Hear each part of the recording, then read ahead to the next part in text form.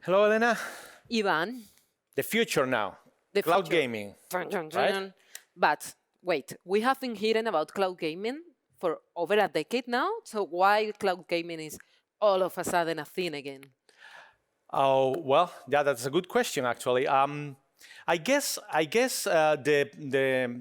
the announcement of Stadia last year from Google was like brought back cloud The gaming into, conversation. yeah, and made it become a hot thing again. Also, the rumors around other big technology companies like Amazon, Microsoft, Facebook doing projects in that direction is also a good reason why we are talking about cloud gaming today as one of the hottest topics in the industry, right? And who is the guy? Who is the person who is going to tell us more about what is happening in cloud gaming? Okay, what we think about cloud gaming is that it's not only a change in the distribution models, it's not only a change in the business models, but it's a whole revolution in the creation of games. There are many more things about cloud gaming than we are hearing about right now. So we decided that maybe instead of talking to those big companies and letting them know what they are presenting right now, we thought it was a good idea to talk to some of the pioneers of the space, some of the experts that know more about cloud gaming. They are working in innovation in that space, and maybe try to learn a little bit more about not only the present, but the future of that technology, especially from the perspective of game developers and game publishers. So we have Asher Kagan. He's the founder and the CEO of Blade Shadow, a French company that is doing a revolutionary service in cloud gaming. I heard, he had created the most powerful cloud on the market until now. Is that right? Well, that's what they say. I mean, no, but it's definitely innovative. It's a very innovative product. They are, building up the company yet. Have a very good investment behind, very good companies supporting them, and we also have one of the other game changers in this industry. That is Jacob Navok. That is the founder also and the CEO of Gembit Technologies that are working on something that I find very interesting. That is how we are getting all those millionaire audiences now watching games, make them participative, make them interact with the actual games. Real life with all the technologies issues that implied. So I'm ready to say hello to them. Well, but before saying hello to them, we need to address that the one that is driving this conversation between the two of them is one of the most experienced executives in the industry, in the American industry. That is Mike Fischer, now a professor also at USC University, at USC Games, and he's the one that had put together this amazing conversation. So hello, Mike in Los Angeles, Jacob and Asher. Nice to have you, the three of you here at Gamelab. Hello all.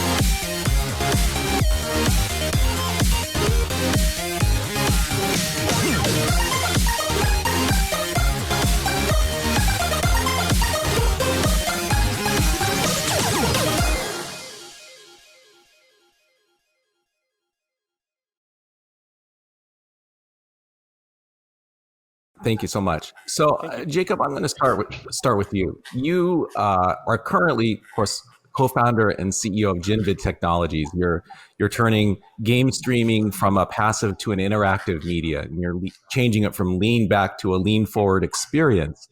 But prior to that, when we worked together at Square Enix, you really opened my eyes for the first time to the potential of cloud gaming through your work with the project Shinra Technologies. That was a real pioneering cloud gaming effort. And I know you and Asher have somewhat differing views. Asher, you're co-founder of Blade Shadow, where I also sit on the board, that is currently a PC-based open gaming platform that operates on the cloud. So I'll start with you, Jacob. I'd like to ask each of you, just in the broadest sense, what are your thoughts about cloud gaming now versus the future? Do you think this is something that's already changing gaming, or do you think it's something that's going to need more time before its impact is seen? Jacob, I'll start with you. Great. So when I first started looking at cloud gaming and working on technologies close to 11 years ago now, there was a common thesis / refrain that we heard both from the tech platforms, also from companies that were spinning up at the time, such as OnLive and Gaikai, and also, frankly, from the publishers, thinking that, well, the cost of console hardware is expensive. If we didn't have to pay for that, the market would grow fairly significantly. Keep in mind, most of these theories and theses were beginning before smartphones were a thing. We're talking 2008, 9, when there wasn't much of an app store or phones that could run games, or onboard integrated chipsets in laptops, right? Where you really did need a console or a GPU-enabled computer to play a video game. And so the thinking was, well, if it would be like a stream, like what we're doing for video, a lot more people would be able to play games. We would unlock this large number of new users. And then we had some of that thinking at Square Enix, but most of our focus was what kind of new content could be created. And there was a specific reason for that, because we had experienced working on MMOs. We had worked on Final Fantasy 11 and then later Final Fantasy 14. And that change from standalone single-player game to MMO, it unlocked new business models, unlocked new methods of profitability, unlocked a new player base. So we thought if we could do more on server, we could unlock more. So we began to work on what kind of new content, what kind of experience could be generated on cloud. In the decade that followed, from 2010 to now in 2020, we saw a number of different platforms grow that mostly tried to expand the market thesis. So we're going to get all of these people who don't own a console to be able to play games. We haven't seen that market thesis proven, but we have seen the mobile market and the low-end PC market grow dramatically. So I guess it was proven, but just didn't require cloud.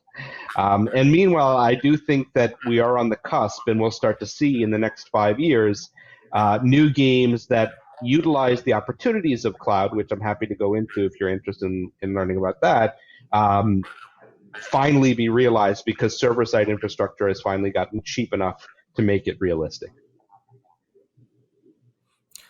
Fascinating. Thank you. Asher, I'll throw the same question to you. Blade Shadow is operating today as a cloud-based platform. So you're knee-deep day-to-day in what's going on cloud today. What are your thoughts on the same topic, long-term versus short-term impact of cloud gaming? Definitely. And exactly very similar to what Jacob said. On the reason why I started and co-founded Shadow to be a PC cloud gaming platform is exactly from those reasons that I started to game when I was very, very young.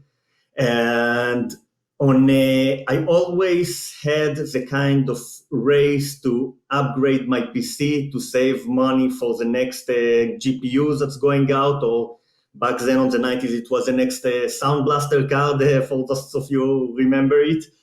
And it was always I needed to chase in this kind of thing. So even if there is a new console coming out, even if it's have a price tag of $400 or $500, I was still waiting for a special kind of a deal or bundle sale to be able to afford it. And I definitely think that's like a lot of types of sport where you see that sports that have a very low barrier to enter, like football, like soccer, like basketball, where you can easily buy the equipment that you need to play in a few bucks and play it with your friend, exactly like you are seeing the professional are playing on the TV. The same way sport like golf and sports that's requiring a massive amount of equipment and investment to be able to start to play it, it's much less popular than the mainstream sport. And I think the same way on the gaming industry, we always set the barriers that first the entry price ticket is very high to enter and to consume this content.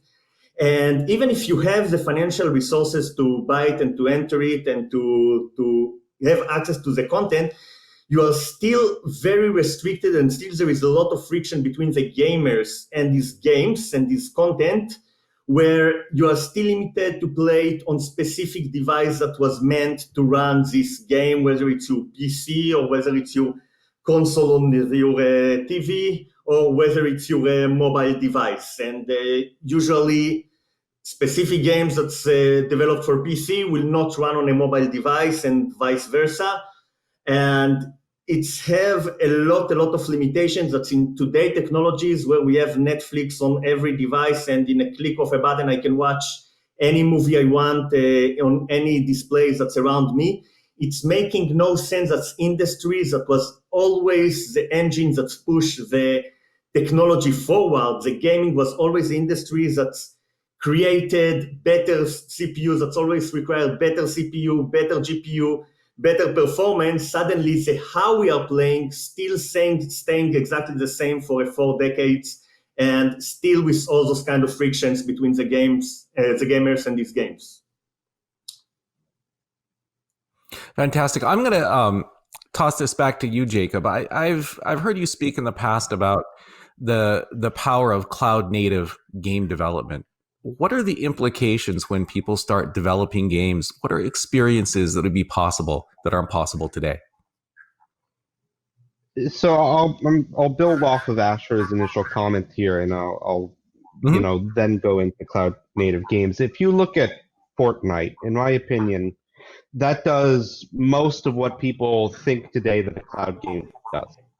Here is the same piece of content that's working on a game PC and mobile device, cross-connected between them, with effectively the same gameplay experience. Does it look worse on mobile devices? Yes. Does it make much of a difference for gameplay? Probably not.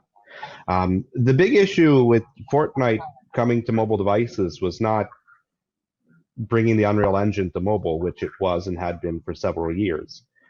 It was completely redesigning the game product to allow for touch input, right? Because the game was designed for keyboard, mouse / controller.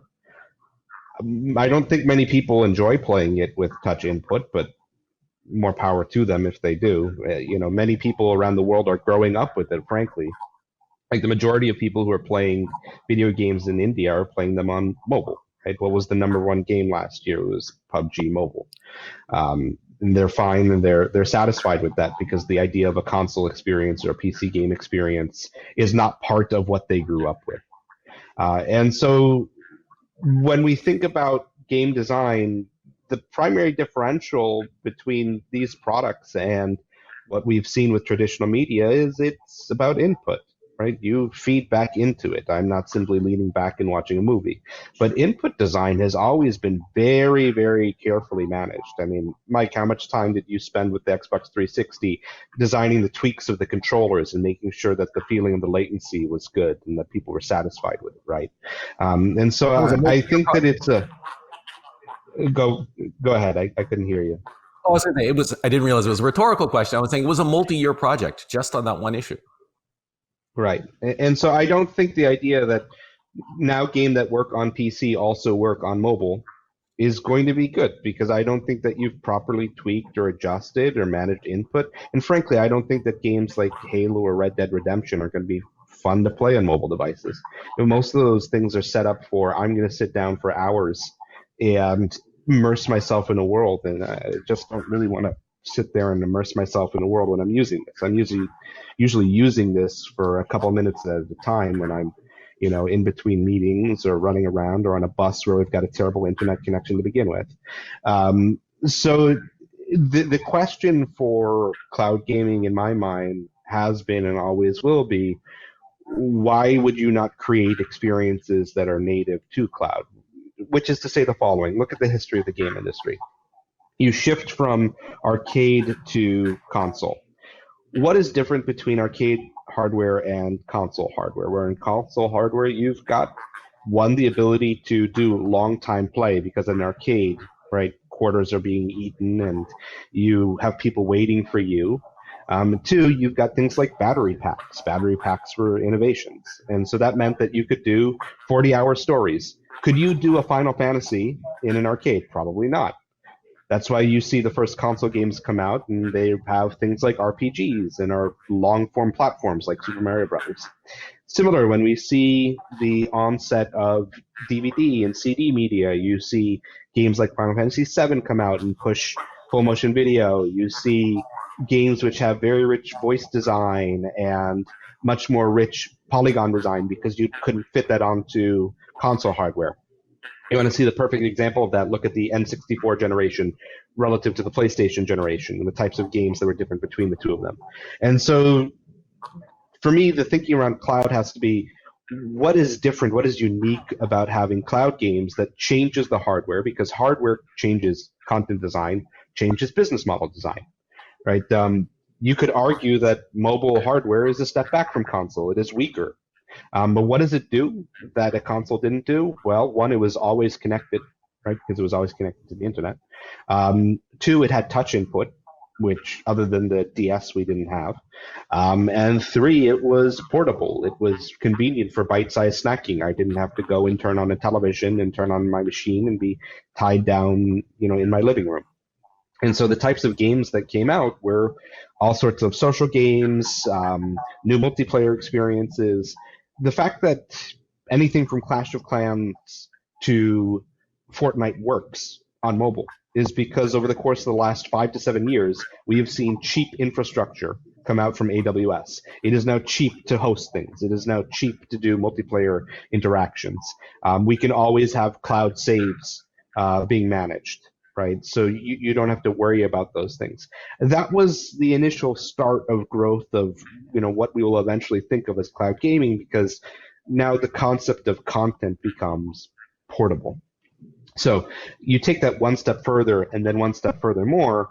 What do you have in a data center that you don't have access to at home? Effectively, you have access to unlimited compute. You have access to unlimited render. You have access to machines that are connected to each other with very, very high bandwidth pipe. And so when you think about network game design, one of the limiting factors of game design today is that I've got my game console, you've got your game console. The internet between them generally sucks. And so as a result, we send very limited amounts of data. We assume network jitter. We assume packets are going to be dropped. And therefore, we do most of the rendering, most of the assumptions on our local clients. And so we send very little data between them, which means that most of those clients have scripts that are running locally, and those scripts impact game design. And so you really can only do one of a set of scenarios that was predetermined by the game, by the programmer, when your latest build was patched. If you have things on servers, you don't have to worry about any of those network problems anymore, right? Because everything's kind of connected to each other. All you're sending out is video. As a result, you could do all sorts of crazy things that you can't do today. AI is a good example. Why is most multiplayer today people to people? Well, because synchronizing AI between myriad game machines around the world is very, very complex and difficult. That's the reason that when you do see, bot-based design, the bots tend to be really bad or dumb, right? People hate the current PUBG bots, or they're zombies, because zombie AI is very simple, like everybody massed together attack. But if you've got, let's say, 10, 20, 30, 100 different machines that are all networked together in the same data center, and we don't have to worry about network jitter, we could correlate AI between them and have really smart and really cool experiences where it truly feels like if you've got a team of 5, 7 people, and a couple of them are bots and a couple of them are human, you can't tell the difference between them. And you might be able to play against or play with really, really smart characters and/or worlds. I mean, you could imagine ships, you could imagine wind, you could imagine water that is all powered by singular simulations that cannot be done when your rendering and compute processes are local and need to be synchronized around each other. If I'm in New York and you're in Spain and somebody else is in China, right? So these are the possibilities that I think come. It's a fantastic vision. I think implicit in your thinking is the fact that cloud is not an experience; it's a technology. and what experiences gamers will have will depend on how game developers and platform owners decide to use that technology.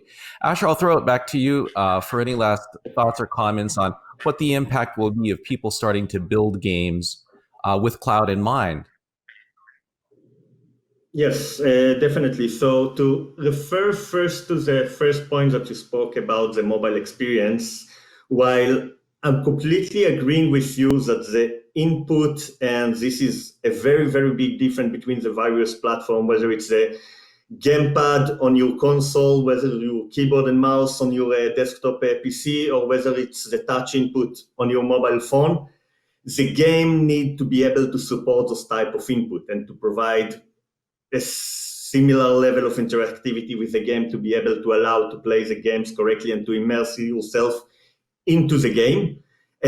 However, it's interesting that you spoke about Fortnite, because especially on Fortnite, we saw suddenly when they released the version of the mobile of Fortnite, we saw a very huge demand for Shadow to play Fortnite on the mobile using Shadow, because exactly like you mentioned, one of the limitation on top of the different input mechanisms that mobile have is that it's the type of hardware that's have inside the mobile.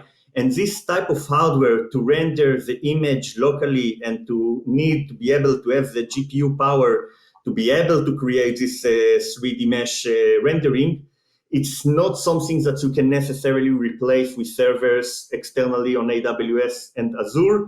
And that's the result that's in Fortnite, on the mobile version of Fortnite, the graphic and the level of details is on a complete different level from the PC version of Fortnite.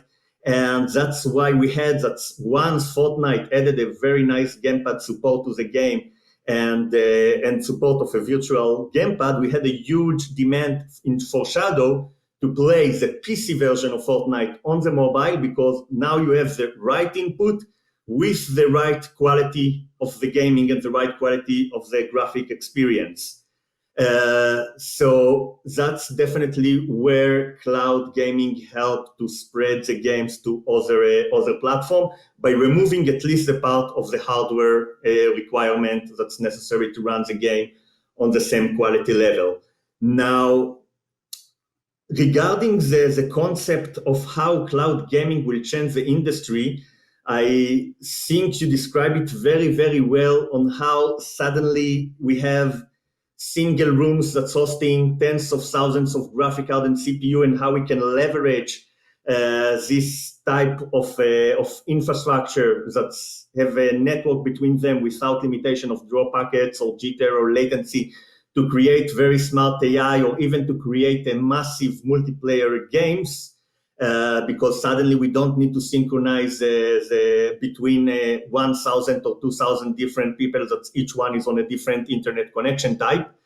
It can also, I want to add on that, the aspect that it can also add to the social gaming and to be the interaction between the players themselves, because with technologies like we have today that you can stream in real time the screen and get in real time the input from the users, you can create a whole new level of interactivity between gamers. For example, we all know the couch gaming experience we had with many console games in the past, where you can sit with your sofa and play on a split screen mode with your friend, and the gaming becoming much more social event.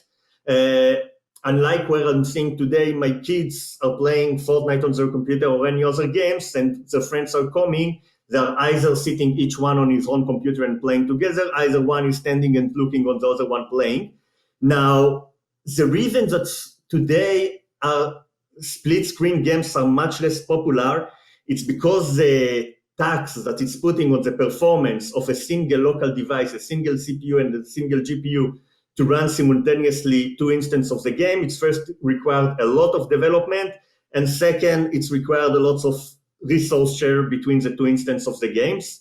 And cloud gaming, for example, can solve this kind of issues with the click of a button. With the click of a button, we can stream two shadows to a single screen and be able to bring back this kind of experience you are also able to create a whole new kind of interaction in the game itself between gamers, for example, and this is something I know you're working on very, very interesting technologies in GenVid about it, on how to combine the viewer much more interactive into the streams that he's watching. So the same kind of things in cloud gaming, you can create a game where one is driving the car and the other one is shooting the gun, and they're all playing on the same in the same kind of environment and can easily switch between them. And this is really where we are. For example, we would like to develop in the future some kind of SDK that will open to the game developer this kind of API, so they will be able to come with the ideas and to create this kind of interaction. Because as much as we love to play games and to consume gaming content, the real creative people on how to use all this kind of advantage to the social interaction are the artists that's creating the games themselves. Fantastic. So my next question is based on my observation that new technologies often kind of co-opt the problems of the old technologies and the styles of the old technologies, even though they don't have to. One of the examples I like to use is when Sega back in the early 90s started making CDs. The original plan was to make the CDs in Japan and ship them abroad, just like they did cartridges. And someone had to explain that we could actually manufacture CDs anywhere around the world and save a lot of time. Most game systems today are closed platforms. Other than the PC, you have Xbox, Nintendo, Switch, PlayStation, all sort of generally incompatible systems, unless companies like Epic with Fortnite take enormous efforts to link them together. Asher, I'll have you start on this one. Do you think that cloud gaming will open a new era of open platforms, or do you think we'll continue to see this balkanization where different cloud gaming platforms try to create their own walled gardens, and we still have that fragmentation of the gaming experience? Yes, so this is exactly, I think, where we already today seeing a very two different approach for cloud gaming. We have companies that's providing a library or a catalog-based cloud gaming experience. And on the other side, we at Shadow selected to go on the PC and to provide basically an open and agnostic ecosystem for cloud gaming, leveraging the advantage of the PC in this market. Now, on definitely through the history of the gaming platform, we are seeing exactly like you said, that on one side we have the consoles, which are more walled garden environment, where the console makers either make a very minimal margin on the consoles themselves, either in some cases even make a negative margin on the console, but they are actually part of the distribution chain of the content itself and taking some kind of revenue sharing from the content that's available on their platform. And on the other side, you have the PC, where the PC, it's anyone can create the platform for distribute content. And the same way that we have a Steam store, we have Epic store, we have the Battle.net of the publisher, or Uplay, or all the private platform of publishers. There is no kind of limitation who can create a content for the PC, from the small indie developers to the big studios and publishers.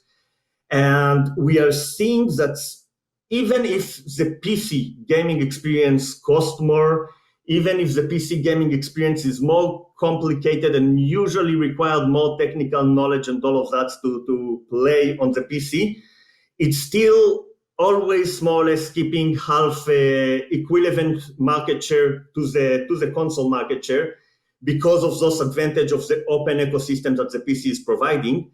That's why with cloud gaming, to really provide all the benefits and all removal of the friction from the market today with the cloud gaming technology, it's why we decided at Shadow to provide and not to become part of the distribution chain for the content, but to provide an open and agnostic system that can only help the gaming industry to democratize the access to high-end compute power. So to increase the target market of the games, to remove all the barriers between different devices and different platforms, to remove the barrier that you can play on your PC only at your home, but you can also play on your PC in wherever you are with your laptop. And to be able to help the industry from this perspective while keeping the same kind of open ecosystem that's the game publishers, the game studios, all the parts of this industry still can decide how they want to maintain the direct contact with the gamers. Jacob, any thoughts? Is the future of cloud The game open or industry, closed? the game industry today is a $120 billion industry. The question for me is what significantly impacts the growth of that industry? And the reason that I say this is that if you look at the console business, the PC business, the mobile business, these are all areas where over the last decade or so, we've seen growth in some, significant growth in others, stagnation in some cases. I mean, console hasn't grown dramatically, right? And what I think will happen is that the people who want to play hardcore AAA games because they want, like, it's interesting to them, will be mostly satisfied with the experiences that they have and get excited for the PlayStation 5 and or the Xbox Series X and or continue to play on high-end PCs. The fact of the matter is that my parents had an Xbox in their home for the last 20 years. They never played it, not because they didn't have the hardware, because they don't want to play Red Dead Redemption. The game makes no sense to them. Right? I think that the majority of kids are growing up today playing Minecraft or playing Fortnite or playing Roblox on machines that are capable of doing so, and I think that local processing power is likely to continue to stabilize and grow. So the question is, what significantly grows the ecosystem, the industry? And I think that ends up being experiences where we bring in people who are not interested in traditional game experiences, but who want to engage and entertain with content, which is why my company has gone in the viewership direction. Right? I think that engaging and entertaining people who want to watch content and interact with content is probably the big next frontier that will unlock significant value. But I don't think that we're going to find a large number of new players out there. If you look at Fortnite, which again runs on every device as is, they've reached 350 million players worldwide. That's great. That's fantastic. That's not 2 billion. That's not the numbers that were being quoted that are going to dramatically increase the industry numbers. And so the reason that I say this relative to your question is, at the end of the day, the question that you're asking is, where are these markets going? And the markets are going to stay the same. Sony is going to continue to be a closed console.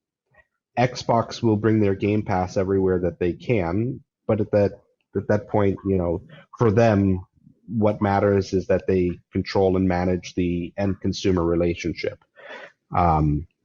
Windows will continue to be open and the mobile platforms will continue to be closed. And so if you think about where the industry trajectories go, I don't see significant change there. So that answers a perfect lead into my next question, because the potential of cloud is bringing in a lot of new entrants into the space, right? We've seen rumors of Amazon jumping into cloud gaming. Facebook has acquired a PlayGiga, which is in the cloud gaming space. Microsoft and PlayStation have all announced their cloud gaming ambitions. I assume because they feel that there's some real growth there. But it's remarkable when you think about up until just this recent pivot toward cloud and these new entrants, how stable the status quo has been. It's basically been since the Xbox launched in 2001. You could call Steam a platform in 2003, but it's essentially been the same major players in the platform space for almost 20 years. Now, all of a sudden, these new companies are coming in, and a lot of them are building their ambitions on cloud. Jacob, I'll start with you. What do you think the implications are for that? And is this going to be good or bad for gamers in the gaming industry? If you look at the news in the last week, the CEO of Take-Two said that Stadia disappointed because they overpromised. They overpromised for the exact point that I was making 2-3 minutes ago, which was the promise of cloud gaming was supposed to be that we were going to unlock all these new users. Turns out there weren't a lot of people who wanted to play Red Dead Redemption over streaming because most of the ones who did want to play it had a console already. And even today, Stadia is completely free. Free console, free Destiny 2 right now. You can go ahead and sign up for it in most of these places. And still zero takeoff. Like what I would have expected was millions of new signups if all of these people who didn't own a console really did exist. And so given the fact that people who are interested in that form of entertainment largely have, aligned themselves over the course of the last 20, 30 years with certain brands, unless we see new types of content come out or new platforms come out that allow for a new tick of the game design clock, and I'll speak to that in a moment, it's not likely going to change. So let me explain what I mean. Look at game design like Bioshock Infinite. This is game design that's been around for 20 years, right? Since System Shock. What is it? Go fetch me item. Like voice in your ear tells you go and do a thing, and you go and you do that. We don't see very much of that on mobile, right? We tend to see Match 3, Clash of Clans, and most of those games make way more money than Bioshock does. Not to say that, the Bioshock market isn't valid. It's big. The Grand Theft Auto market is big. The Red Dead Redemption market is big. It's one of the biggest properties of all times. But those are markets that were appropriate to the device and to the audience and to the type of content that it wanted to be played on. So if you're going to grow cloud gaming, it needs to be about finding what is unique and what is different about it. And let's illustrate again with an example using our experience, Mike. You remember when you joined at Square Enix US, what the first smartphone games that we were putting out? Like, I remember those ports. They were like Final Fantasy 2 and Final Fantasy 3, and we were pricing them for $15. They didn't do so great, right? Like, how big were the sales of playing a 60-hour RPG on a phone for $15? Not huge. But within a few years, we observed what others in the marketplace were doing, from Puzzle and Dragon to Kaito Real, which was a big title in Japan. And then we eventually started to create Final Fantasy titles that were appropriate to it, like Final Fantasy Brigade and Final Fantasy Record Keeper. And these are now the biggest profit makers in Square Enix. They float, significant amounts of the revenues and the bottom line profits. And so it will take time for game designers to come together on what design looks like and what kind of content experiences are right, what kind of business models are right, what kind of input models are right. I can't tell you today what that's going to be. But I think that it's going to be a decade-long process of experimentation, learning, and mimicry, and fine iteration to get there. What do you think, Asher? Will all of these new entrants, Google, Amazon, Facebook, potentially, is that good or bad for gaming? And what do you think the implications are? So first, I think on the fact that other companies are entering the industry, it's always can be a good sign and a good direction of new blood that's coming into the industry, as long as the industry is succeeding to keep the balances between the indie developers and the big publishers and studios. Now, On the game content itself, and more specifically for the catalog cloud gaming, it's the type of experience that's trying to mimic the same way that you have the console experience, and you have the experience with exactly the examples that you said with the Xbox console that's on 20 years in your parents' home.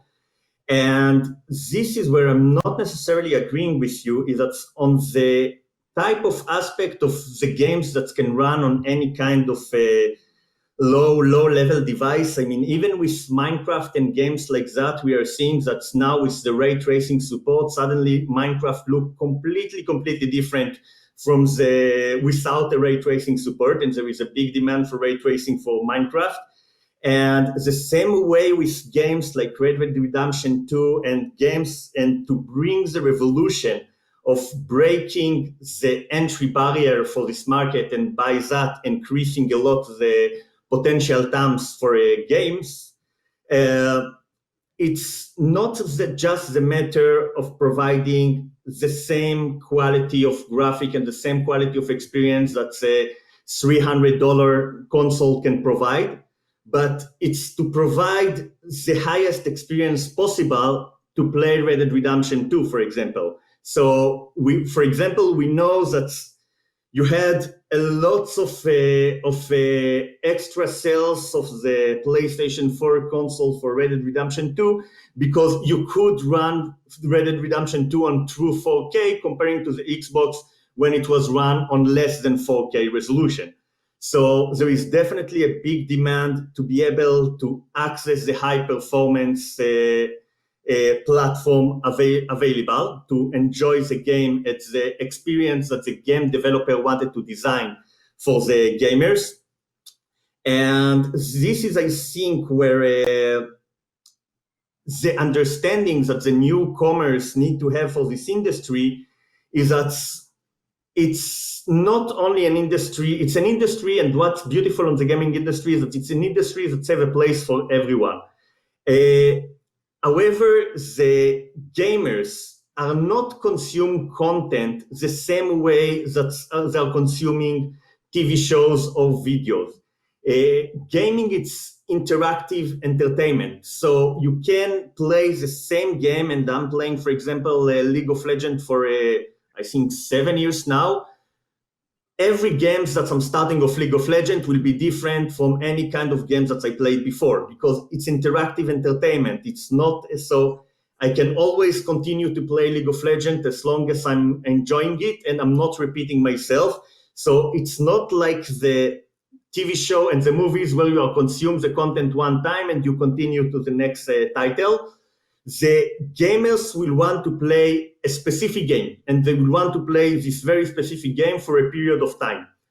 And that's why by trying to create a catalog of games and working with some publisher and doesn't work with other publishers and trying to force a specific revenue model or revenue sharing model with the publishers, I don't think it will really work either for the short term or even for the long term.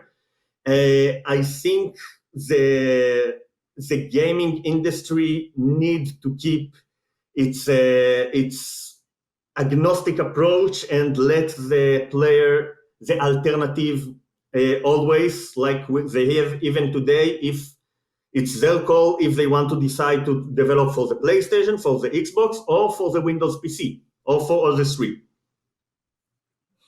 Yeah, it's really funny because the trend in gaming is for gamers to be playing fewer games, not more, right? We used to describe a hardcore gamer as someone who bought 5 or more games a year. And now it's someone who plays 20 or more hours a week because they're probably only playing one game. Yeah, in spite of this, everyone tends to conflate cloud gaming with a Netflix model, which absolutely nobody is saying has to be the case. So yeah, it's interesting to see how many people assume one goes with the other. I'm going to ask one last question. I'm going to ask you to put on your fortune teller hat and look ahead 3 years. Right? I'm picking 3 years because in 10 years, we're all going to be in the metaverse. But in 3 years, I think there's still going to be a lot of uncertainty. We don't know where the new players will be. We don't know how dominant cloud will be. I'll start with you, Asher. 3 years from now, what do you think the role is of cloud gaming in the experiences of gamers and for the games industry? Yeah. So today already we are seeing and we are experiencing very, very strongly with Shadow, especially on those times of shelter at home and working from home.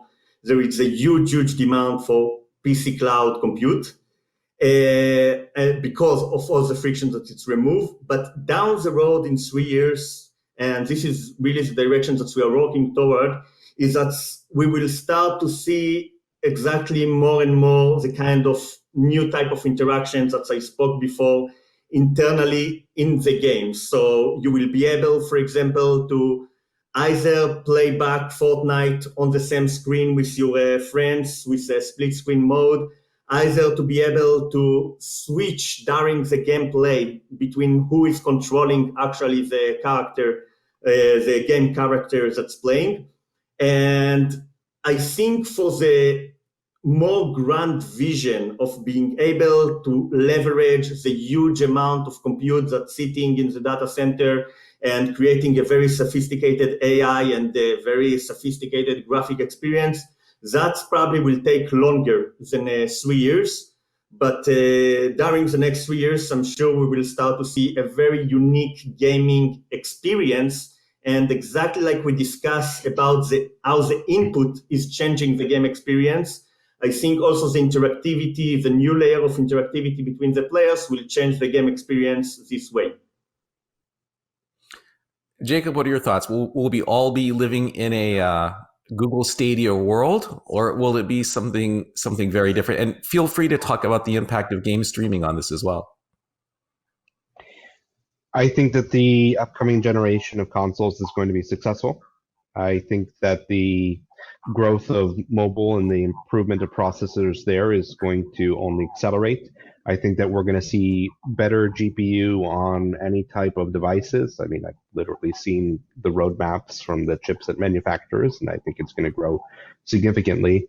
I think that the replacement thesis of cloud, which is to say I'm going to play the same game that I could play on console, but I'm streaming it now, is probably not going to grow. I don't see those